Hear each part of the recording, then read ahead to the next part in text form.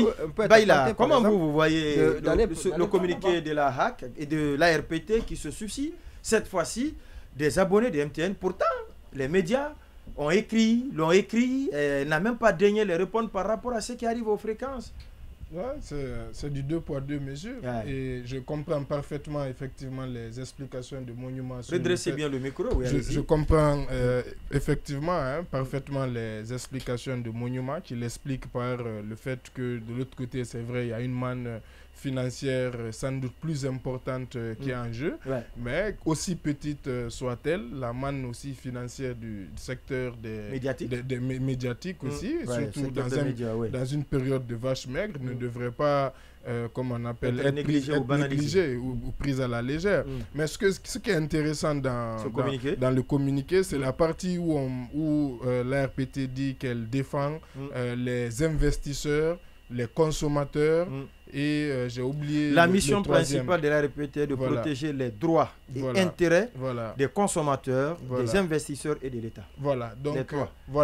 Les consommateurs d'abord, ceux qui écoutent. Même maintenant, là, les gens m'écrivent pour me demander comment on peut vous suivre. Oui, et ces consommateurs sont peut-être aussi nombreux que les consommateurs. Non, sont beaucoup plus nombreux même que les abonnés de MTN. Justement, ça c'est une évidence. Sur toute l'étendue du territoire et au-delà.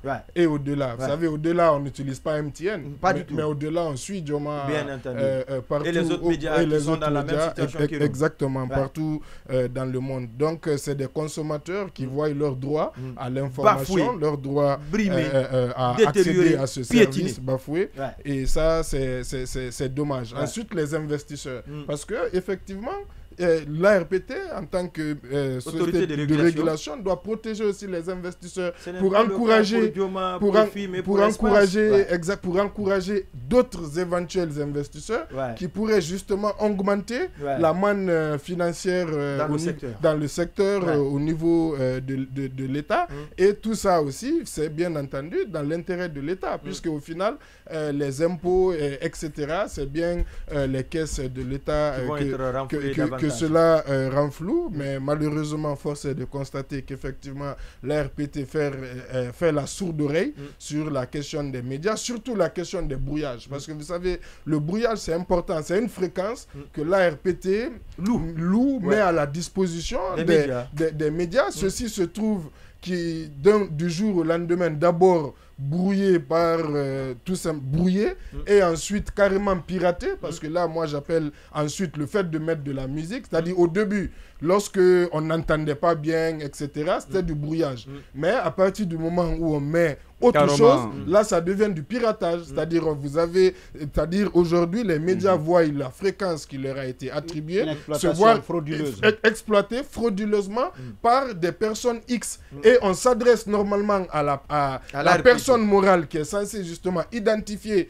cette personne X. Celle-là en est incapable. Donc, force est de constater que certainement, peut-être que cette personne X, c'est sans doute la RPT. Et justement, donc, on est malheureusement avec le serpent qui se mord la queue. Si effectivement ils sont responsables de ces brouillages, forcément, ils ne régleront pas le problème, ils ne feront pas suite aux nombreuses demandes. Et cela, malheureusement, c'est aller à l'encontre de ce à quoi la loi, donc la volonté populaire, la volonté de tous les Guinéens, les a donnés comme